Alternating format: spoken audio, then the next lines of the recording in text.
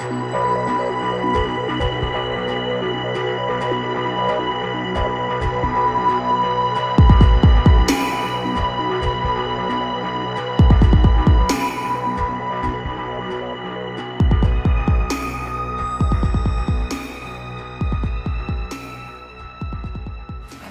I had to pick one, it's tough because pick one as your favorite song, the one you think is the best song, the one you think that person would like, who knows. The one that I think as a song, regardless of how it was recorded, I mean if you just strip it down to guitar and vocals, I'd probably go with Tunnels, just because I think that's been a favorite of ours since the beginning. And the first one. You know, but it depends. If you were to pick, I'm sure, one of your heroes, you'd probably want to play on Bullets in the Wind. Yeah, well, I don't know. I still go to Tunnels too, and it's hard. I don't want to be like cliche. Oh, it's the best song. It's not the best song on the record, but it's just a really great song. You know, I think I like Tunnels because it reminds me the most of Angels and Airwaves, but it's so different than anything Angels and Airwaves has ever done. And so I'm in my mind, I'm like, how did we accomplish that? How did we accomplish completely staying in Angels and Airwaves land, but completely redefining the landscape? That's a very hard thing to do. I can tell you that Bullets in the Wind is like, everything's a redefinition. Lyrically, the way I feel I sang, definitely the music. I've never done music like that before. Definitely the way it's engineered, the way Aaron made, the way it sounded, it's like I've never done that before. So the whole thing's new, but Tunnels is... Yeah, I think, because with that song, you can strip everything and have it in its most bare form, and it's still, you get everything across, the ups and downs of that song. But like I said, it depends. I mean, I'm very proud of Kiss with a Spell too. I think that's a very good and different song. And the production on that, and the way the electronics came out, I'm very proud of that. So it really depends on who you're showing, but I know part of the question was, who would you show it to? That's the question. And I don't know who... Well, no, I think of it this way. I think who you show it to matters which song. Exactly. Because Kiss with a Spell is like, that song's so rad. It's so rad, and it's so different. All these songs are so different for me. Part of the reason it took so long to do it was because I didn't know what to do. Like, we would craft these songs, and then I would get on there, and I would, I remember Alonga, why are you going to re-sing it again? And I was like, because you got to figure out how to sing over this stuff to make it authentic and make it real, but also make it good. But that song, Kiss with a Spell, it's like this Casio keyboard is like going mental on you, but it's got this really great, passionate, intimate, thing you're saying to your loved one. But it sounds desperate or not desperate. It sounds, you know what I love? There's a lyric on there that says, on the barren sand dunes. That whole song sounds like that to me. It sounds like you're out in the middle of nowhere and the wind is blowing by, and we always talk about the feeling. That feels like that lyric. That song feels like that to me. Except, when you hit the chorus, it goes somewhere else. But I'm just saying a bunch of shit right now that doesn't make any sense to you guys. You haven't even fucking heard this song, but maybe they have. Well, if not, hopefully it'll make them want to listen to it. Yeah, that's good. Part of the point too. Yeah, it's the best. I think that's the best, like, kind of love song on the record. Out of the couple that we got on there, it's cool. It's a different approach.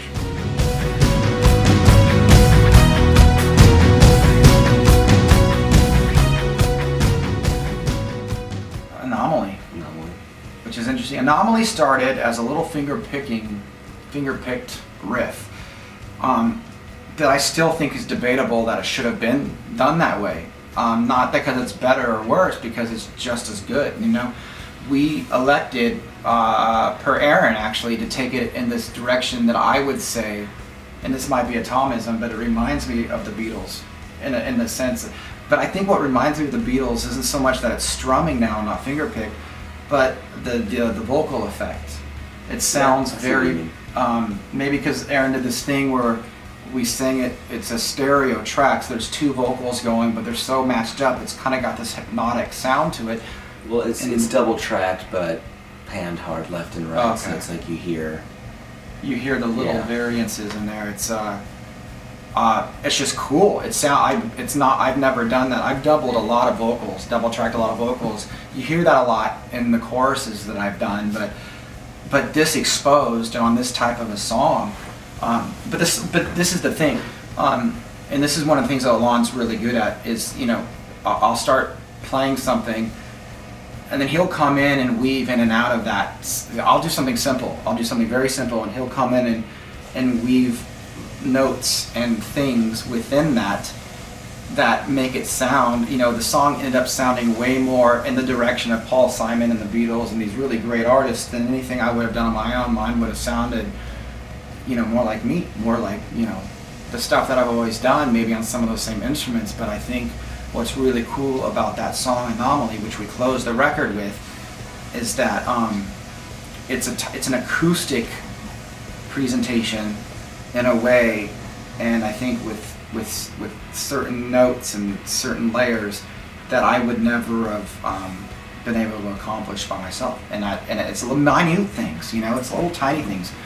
And you know, and I keep saying these things because it's not that, like, you know, some of these things I might not, it's not that I can't play these notes, they're not even in my head, you know, they don't pop into my melodic reference. And that's why I like writing with somebody, you know, you get a completely different take. And I think that this song in particular is cool because the instrumentation is the most different to anything else on the album. Like Tom was saying, it's definitely an acoustic-based song, but I think a harmonium plays just as much part in the landscape of that song. There's still some. It's a pumpable organ, right? Yeah. An organ. So it sounds very different, but I also like that it's a very concise song. It is what it is, and I think it's a nice way, after all the ups and downs throughout the album, it kind of closes on a down note and leaves it in a smooth way. In a very intimate way, too. That's really cool. You know, the whole record's so massive, and it comes down in a really great, intimate kind of thing. And it's a really, you kind of walk out, put your scarf on, drink a little tea, and just go, thank you, that was great. What's another song that we would talk about? Because that's for 2 songs. I think the one that I thought, the title I got messed up, we had this song called The Avenger. And we didn't name it that because obviously all the giant movies that are out and all that stuff with the Avengers, but it's summed up lyrically about somebody getting back at something. There's a lot of angst in that song, and it took a completely left turn when we were recording it for the better. But that song I really like because it's got an energy to it that none of the other songs have. It's got an angst to it. It's got some of that punk rock sensibility that people know from me, but Angels and Airwaves never necessarily had, but in such a different way.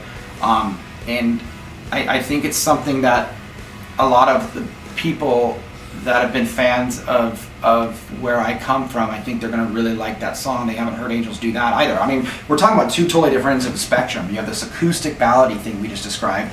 Then you got this thing that's sped up and massive and punches you in the face over and over again until you get to the end of the song. And then we have everything in between. We have, you know, that would be something else to reference, but it's funny. I mean, when you think about Wolfpack, though, I mean, you guys have already heard that out there, but I mean, how different that is. It's all electronic. I mean, we were talking about this. So what songs we didn't talk about? That was the question, right? Yeah, but I think you picked a good one, and I think that's one that Angels and Airwaves, who go way back, would like to. That's something they'd want to hear. They would totally, yeah. They want to hear it, but that song itself has a lot of different shifts in dynamics. So it has that very angsty verse, it kind of breaks down into a somewhat electronic, pulsating pre-chorus, but then it explodes into something that's big but dark at the same time. I think that one's called The Mercenary, or Mercenaries. Aaron, what's the name of that one? Mercenaries? Ease. Mercenaries.